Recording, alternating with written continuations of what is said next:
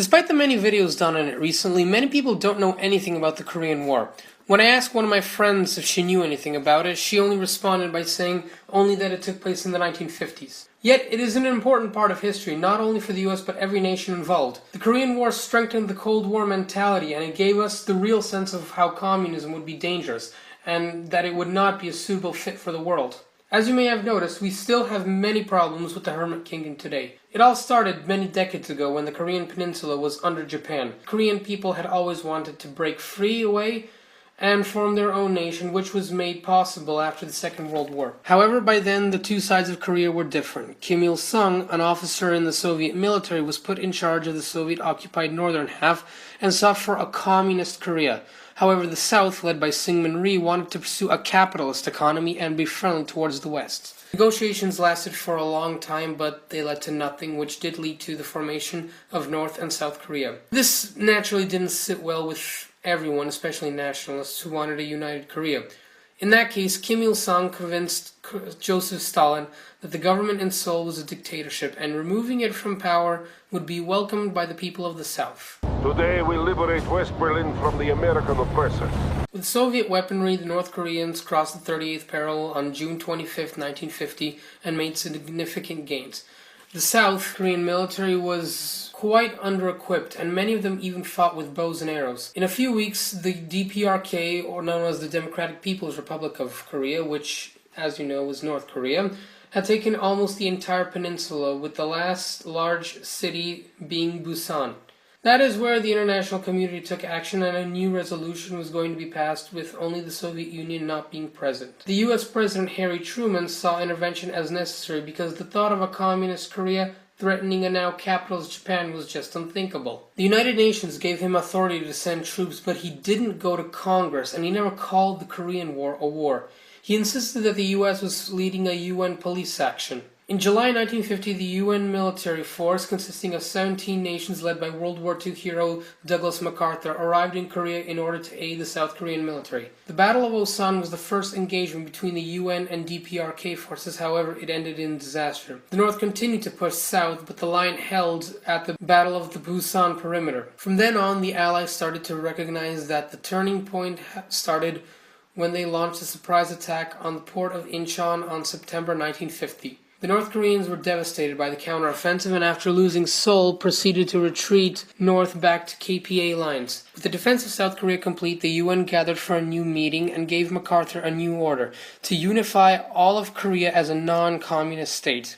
Everyone agreed to this, and in October 1950, they pushed past the border and won a number of victories with the KPA completely disorganized. Things were going in the UN's favor, at least for a while.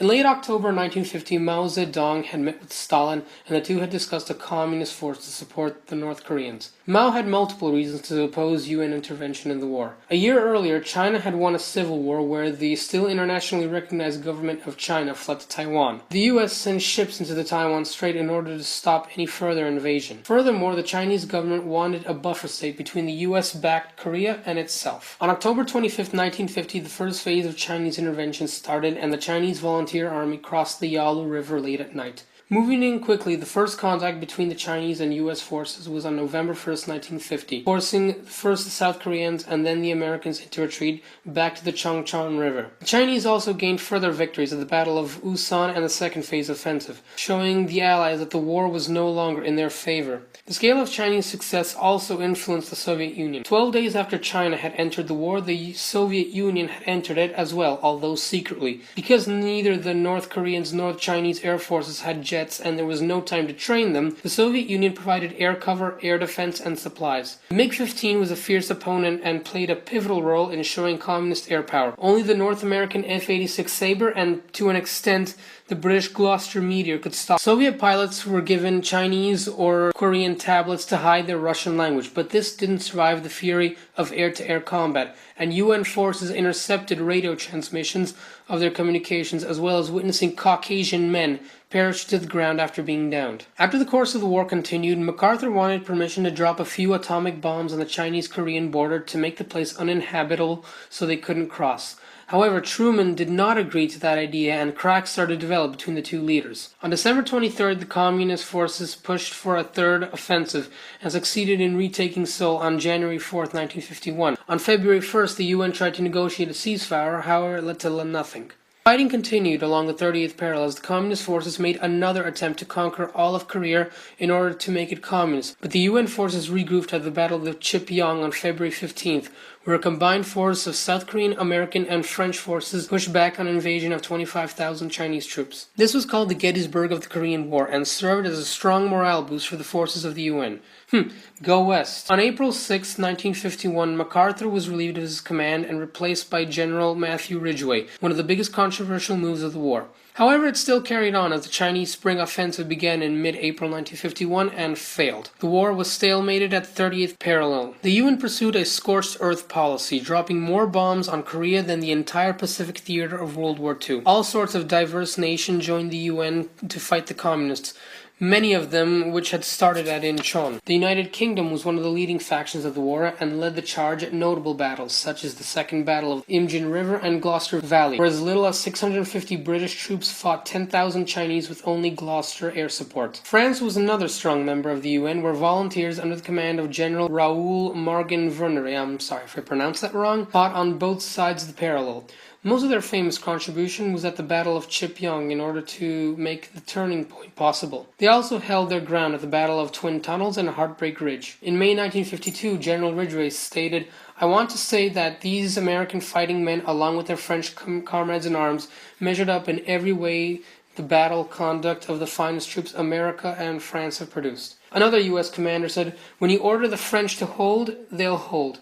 When you leave them for 2 days, shells storm them, waves of enemies swarm over them, the French are still there." Canadian, Australian, and New Zealand troops made serious contributions to the Korean War in favor of the UN, the most famous of which was the Battle of Kapyong, where they halted an advance of 10,000 Chinese troops from taking Seoul. It is also believed that their actions averted the use of nuclear weapons. They also made a strong contribution to Operation Killer in order to push the communists behind the Han River. Belgium and Luxembourg formed a task force called the Belgian United Nations Command, and their most famous battles were in the Imjin River and Chatkal Hill. The Netherlands formed a small force named the Regiment van Houts, and made their largest contribution at Gyeongsang and Wonju. The Greeks formed an expeditionary force and made strong efforts at Churadong, Scotch Hilland, and Outpost Harry. The Greeks even received a presidential unit citation for heroism and outstanding performance in June 1953. Turkish troops were awarded for their resilience at the battles of Wawan and Outpost Vegas. Even unthinkable nations joined the UN, such as India and Ethiopia, who took part in battles such as Triangle Hill. Despite all the armament and numbers on both sides, the stalemate could not be broken, and by early 1953 both sides were tired of fighting a war they weren't winning.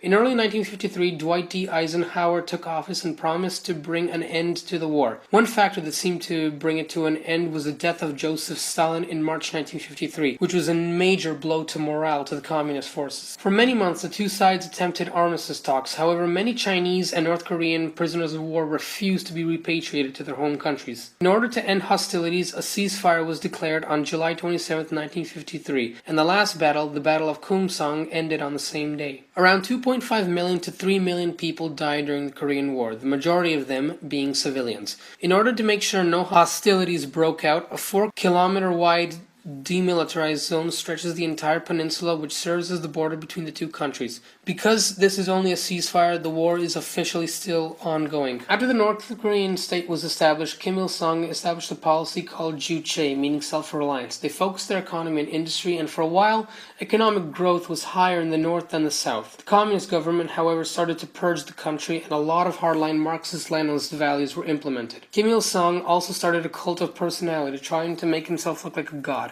Anyone who opposed his reign was reportedly sent to concentration camps where they endured extreme torture and death. Clashes between the two sides continued over the last few decades. Between 1966 and 1969 saw a period called the Korean DMZ conflict, where low-level clashes resulted in a couple hundred deaths. 1968 saw a tragic year for the Americans as the USS Pueblo was captured in international waters and the crew was imprisoned for 11 months before release. 1976 saw the Axe murder incident, where 2 North Korean guards beheaded an American officer and a couple other South Korean troops. Several more skirmishes, shoot-downs, and assassination attempts were made, while around 4 tunnels were discovered under the demilitarized zone. South Koreans resorted to farming after the war, and many lived in poor conditions, some of them even worse than the North. It wasn't until the 1970s that the South Korean industry took off and began to become the economic powerhouse it is today. In 1991, the Soviet Union collapsed and North Korea entered a period of famine which allegedly killed up to 3.5 million people. The market was limited and there were reports of cannibalism. After Kim Il-sung died in 1994, his son Kim Jong-il took power and implemented a military-first policy across the country. The international community has been sending aid to the isolated nation, but the alleged human rights abuses continued to make the people starve. The most serious incident in the 21st century occurred in 2010 when North Korean naval forces sunk the South Korean ship the Cheonan and an artillery duel at Yeonpyeong Islands. Because North Korea withdrew from the NPT in 2003, the country has been working towards nuclear weapons. After Kim Jong-il died in 2011, his son, the current supreme leader Kim Jong Un, has continued his reign, and now we're pretty much facing a new nuclear power. I could go on about life in North Korea, but that would be a different fit for a new video. I'll just wonder if we'll be seeing the events of Homefront pretty soon.